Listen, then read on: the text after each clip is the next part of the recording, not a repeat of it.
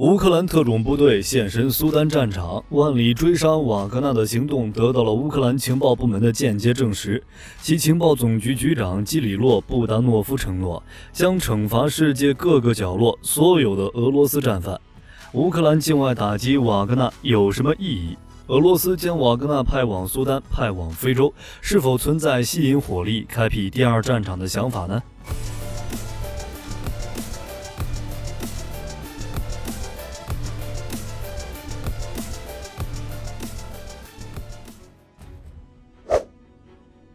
此前，美国媒体曾曝光过有关乌克兰特种部队9月在苏丹喀土穆和恩图曼等地总共发动了8起针对瓦格纳雇佣兵车辆和设施的无人机袭击事件，以及1起地面行动。其认为乌克兰参与的证据是流传出的视频中出现了带有乌克兰文字的无人机和使用直接俯冲目标的攻击模式。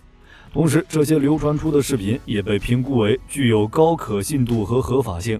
现在，乌克兰情报总局局长布达诺夫的承诺虽然没有直接承认苏丹存在乌克兰特种部队，但大概率是卷入苏丹冲突了。而据消息人士透露，乌克兰特种部队在苏丹的行动旨在挫败、削弱和拦截瓦格纳雇佣军，迫使他们离开冲突地区，或是直接消灭他们。乌克兰特种部队更广泛的目标是恢复该地境内的宪法秩序，并保护独立国家的合法当局。可能有人疑惑，乌克兰自家事情还没解决，为什么还要介入苏丹冲突呢？这就要从苏丹冲突的本质说起了。关于苏丹冲突，从今年4月中旬以来，苏丹武装部队和快速支援部队就在多个主要城市展开交火，各种直升机、战斗机在头顶呼啸而过，许多建筑物都化为废墟，民众只能拖家带口地逃离家园。尽管有多国在其中斡旋，却始终无法实现真正意义上的停火，打打停停持续到了现在。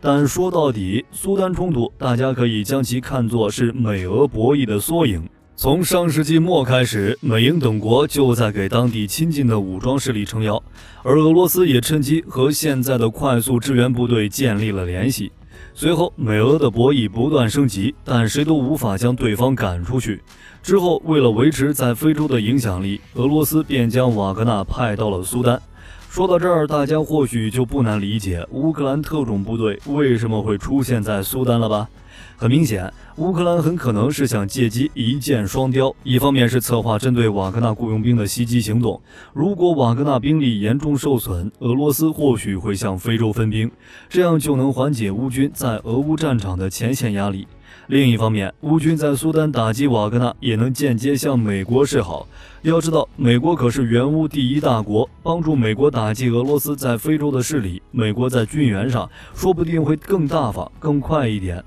美国方面当初在得到乌克兰特种兵现身苏丹时，第一反应是惊讶，主打一个不知道。不过事后有美媒报道称，乌克兰特种部队在苏丹的这些袭击行动是基辅对莫斯科的挑衅，意味着俄乌冲突已经扩散到了双方领土之外。这里火力军再额外说一个，俄乌冲突可能扩散到双方领土之外的信息。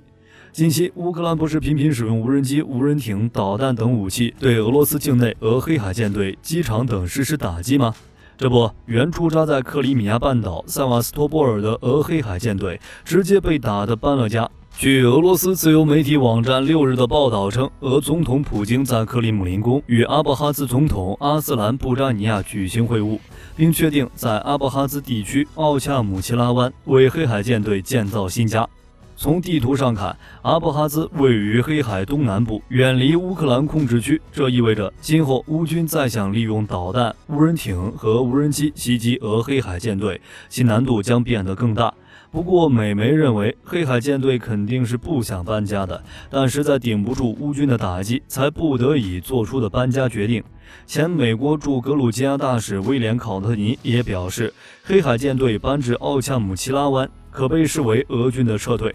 俄罗斯已经意识到塞瓦斯托波尔将永远不会成为黑海舰队的安全锚地，因此俄黑海舰队的船只也不得不进行了疏散。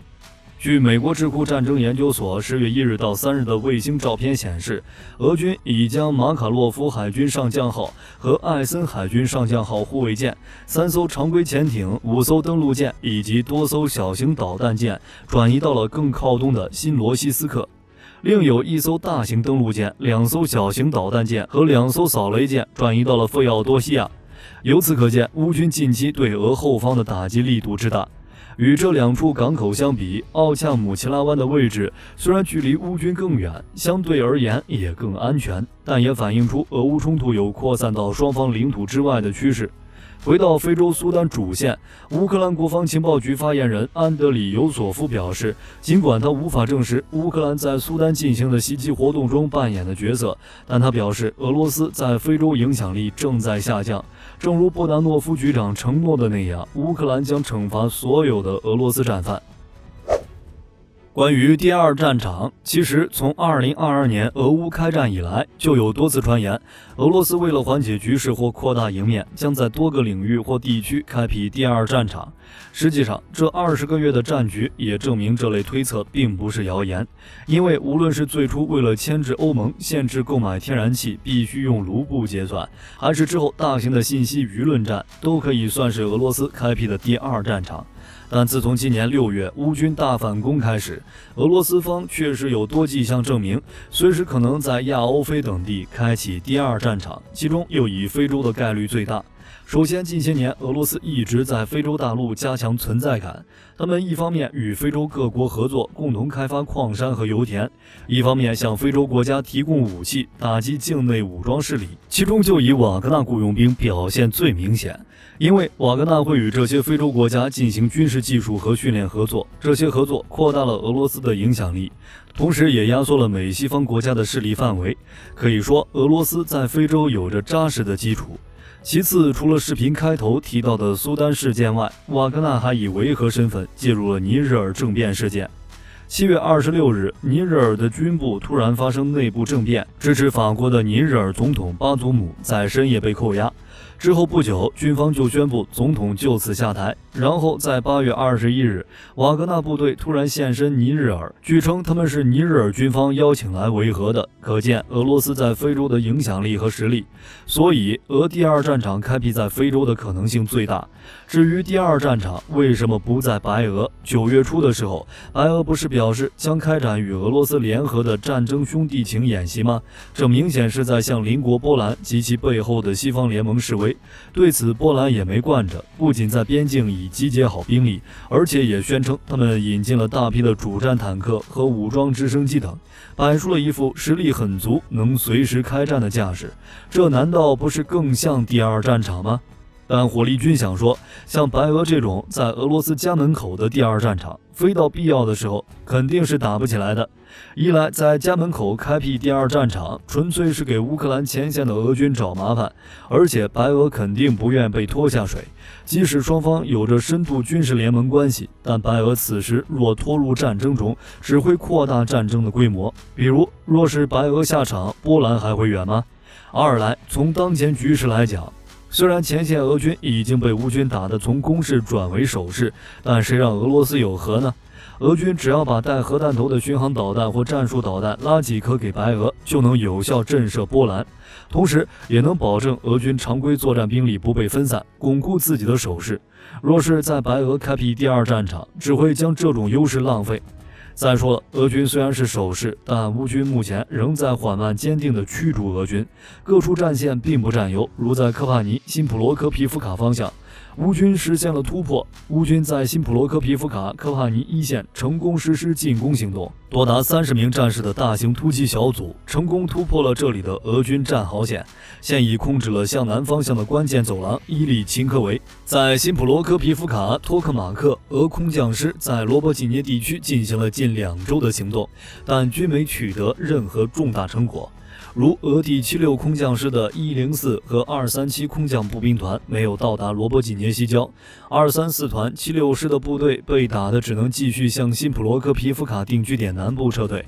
俄第7空降师的主要任务是到达罗伯季涅定居点的东郊，但结果失败了。近2周，俄军各团虽然在努力反击并坚守阵线，但结果4个空中突击团损失惨重。又或是在巴赫穆特方向，战争烈度加大。10月8日，俄军进攻57次，创了单日进攻的记录。其北翼战斗依旧僵持在别尔西夫卡等地。在苏勒达尔战线，乌克兰部队夺取了罗兹多利夫卡村地区的几个据点，成功收复0.91平方公里的领土，该区域已经进入灰色地带。在其南翼，乌克兰炮兵击中并摧毁了科德玛以北一个大型俄军突击队和武器装备。在安德里夫卡以东，乌克兰已经获得了并保持对阿莱巴斯特罗瓦火车站的控制。在库尔久米夫卡镇，俄军正遭受猛烈的乌克兰炮火攻击，其他战线也同样如此。虽然进展缓慢，但均有进展。由此可见，第二战场的开辟，俄罗斯再傻也不会将其放在白俄，不然只会加大前线俄军的压力。那针对俄罗斯外派瓦格纳至非洲，西方国家对此展开过哪些对抗措施呢？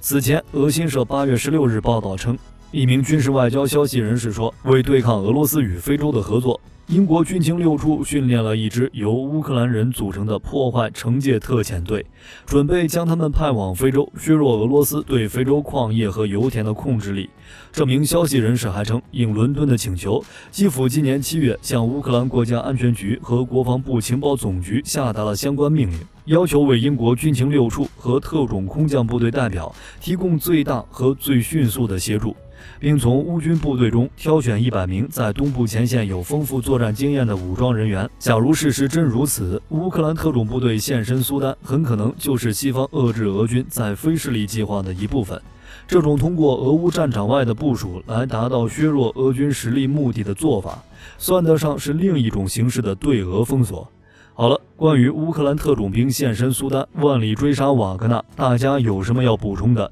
同时，非洲会成为俄乌双方的第二战场吗？都欢迎在评论区留言。我是火力军，下期再见。